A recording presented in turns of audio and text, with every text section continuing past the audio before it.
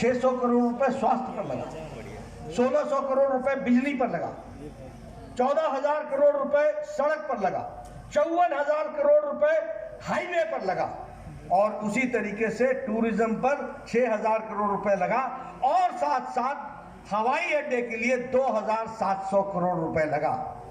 और इसमें दरभंगा का all India institute of medical sciences का 1,200 करोड़ रुपए नहीं है, आपके मेडिकल कॉलेज में खर्च होने वाला 500 करोड़ रुपए नहीं है, आपके यहाँ ट्रॉमा यूनिट पर खर्च होने वाला 500 करोड़ अलग से है। इस तरीके से 1,25,000 करोड़ के ऊपर 40,000 करोड़ रुपए अलग से दिया गया है। ये मैं छाती ठोक करके मोदी जी की तरफ से बिहार की जनता को अपना रिपोर्ट कार्ड रखने आया हूं, आपके सामने इसको बताने आया हूं। बताइए, ऐसे कोई बताता था पहले? कोई आता था नेता बताने के लिए? कहते थे वायदे तो होते ही भूलने के लिए है और भुलाने के लिए। लेकिन अब ये नई संस्कृति आई है, नया काम आया है, नए तरीके से काम करने का जोश है।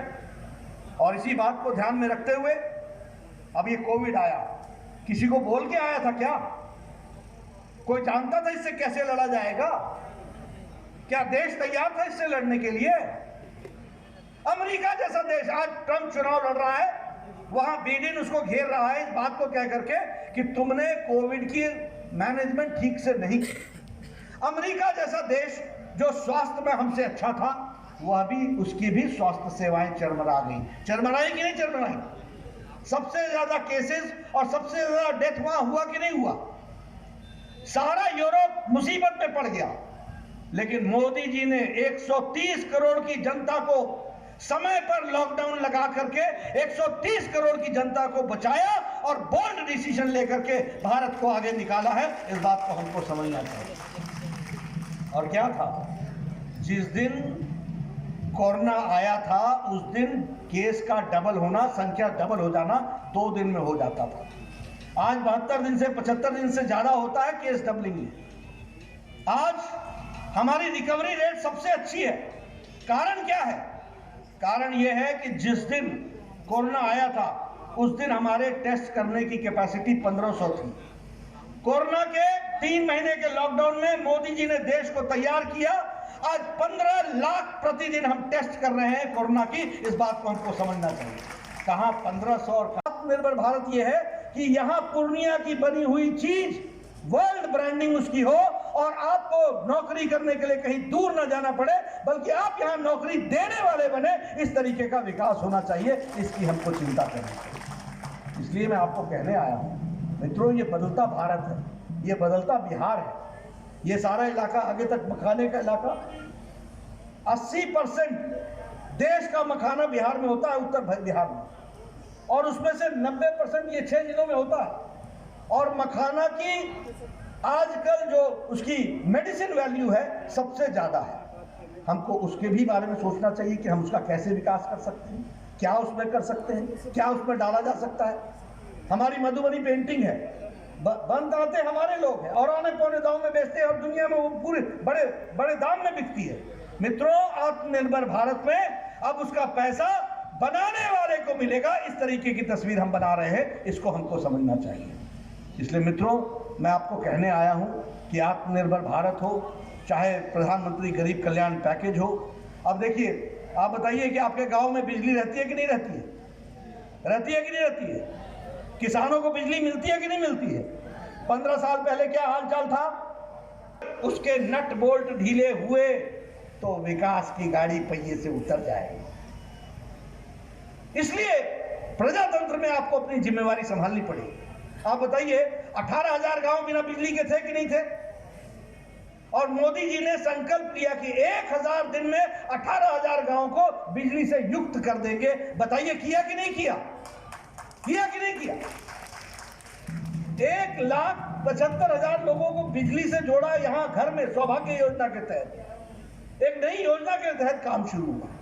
ये सारी बात मैं आपको सामने इसलिए कह रहा हूं कि विकास के लिए जो काम भारत सरकार ने किया, और यहाँ बताइए, नीतीश कुमार जी ने बहनों को साइकिल दिया था कि नहीं दिया था? पोशाक दी थी कि नहीं दी थी? ये साइकिल सिर्फ साइकिल नहीं थी, ये बिहार की महिलाओं का, बच्चों का, बच्चियों का सम्मान था। इसको हमको समझना चाहिए। ये उसमें से निकल कर के आता। आप बताइए, अच्छा नहीं लगता है बोलना, लेकिन हमारी बहनों को नित्य क्रम के लिए सूर्यास्त और सूर्योदय के पहले का समय देखना पड़ता था कि नहीं देखना पड़ता था? झुंड के झुंड गांव से बाहर निकलते थे कि नहीं? मोदी जी ने 2 करोड़ इज्जत घर बनाए और आपके यहां 2 लाख इज्जत घर बना करके महिलाओं को इज्जत दिलाई है। इस बात को हमको समझना चाहिए। ये बढ़ता विकास है। ये ऐसे मत ले लेना मित्रों, हम लोग सरकार में रहे हैं, हमें मालूम है। जवाब प्रजातंत्र में वोट न देकर के किया जाता है, ये ध्यान में रखने की जरूरत है। और हमको वोट उनको करना है जो देश को आगे ले जाए, जो प्रदेश को आगे ले जाए। मैं ज़्यादा ना बोलता हुआ आपसे सिर्फ निवेदन करने आया हूँ। बहुत देर से आप सब रुके हुए हैं। मुझे बताया गया 12 बजे आ गए थे, 12 बजे आ गए थे। हम लोग देर से आए, इसके लिए क्षमा, लेकिन आपने हमारी बात सुनी है। मैं आपको एक ही बात कहना चाहता हूँ कि मित्रों, बिहार बड़े मुश्किल से नीतीश कुमार जी के नेतृत्व, और ये भी सुन लीजिए कि नीतीश कुमार जी जीत के आए थे, लालू जी के साथ सरकार बनाई थी। क्यों तोड़ी सरकार? इसलिए तोड़ी सरकार क्योंकि राजद का, आरजेडी का जो कैरेक्टर था अराजकता का, वो बदला नहीं था। उनके साथ वो काम नहीं कर सकते थे। करते तो बिहार आगे नहीं बढ़ता, पीछे हटता। जब हमारे साथ आए तो 3 साल में फिर से बिहार आगे चल पड़ा है। इस बात को समझने की जरूरत है। इसलिए मैं आपको बताना चाहता हूं कि बहुत मुश्किल से बिहार के बच्चे आपसे आशा करें। आप बताइए, कोचिंग सेंटर के लिए कोटा जाना पड़े? बिहार में पढ़ाने वालों की कमी है क्या? मैं यहाँ से पढ़ा हूँ, रविशंकर प्रसाद यहाँ से पढ़े हैं, हम लोग, हमारे कितने IAS IPS यहाँ से निकले हैं। बिहार सबको लीड करता रहा है और बिहार बाहर जाए, ये इसलिए हुआ है क्योंकि लालू जी ने अपना USP बना लिया था लोगों को यहाँ से भेजने का। और मैं आपसे निवेदन करना चाहता हूँ कि फिर से बिहार में हमको आर्थिक प्रगति लानी है, आर्थिक विकास लाना है, तो हमारे को NDA के लोगों को, फिर चाहे वो हम पार्टी का कैंडिडेट है, फिर चाहे वो हमारे जदयू का कैंडिडेट है, भारतीय जनता पार्टी का कैंडिडेट है, चाहे वो VIP पार्टी का कैंडिडेट है, सबको जिताना है। और जिता करके बिहार के लिए एक नई विकास की कहानी लिखनी है। इसके लिए हमको काम करना है। कुछ लोग भ्रम फैलाने की कोशिश कर रहे हैं, कुछ लोग ये कहने की कोशिश कर रहे हैं कि हम तो मोदी जी की इज्जत करते हैं, हम तो मोदी जी के साथ चलने वाले हैं। देखिए, NDA में 4 लोग हैं, भारतीय जनता पार्टी, जनता दल, VIP और हम पार्टी।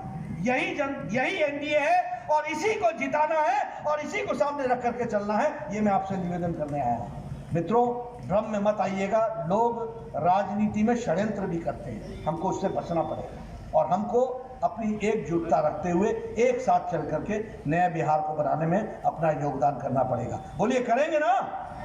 करेंगे ना? सबको जिताएंगे ना? चारों पार्टी के कैंडिडेट को जिताएंगे ना? मैं आप सबका बहुत बहुत धन्यवादी हूँ। इतनी रात गए भी आपने मेरी बात को सुनने का प्रयास किया है और आप बैठे रहे अपनी जगह पर, इसके लिए बहुत बहुत धन्यवादी। फिर आऊँगा और आपसे मुलाकात करूँगा। बहुत बहुत धन्यवाद।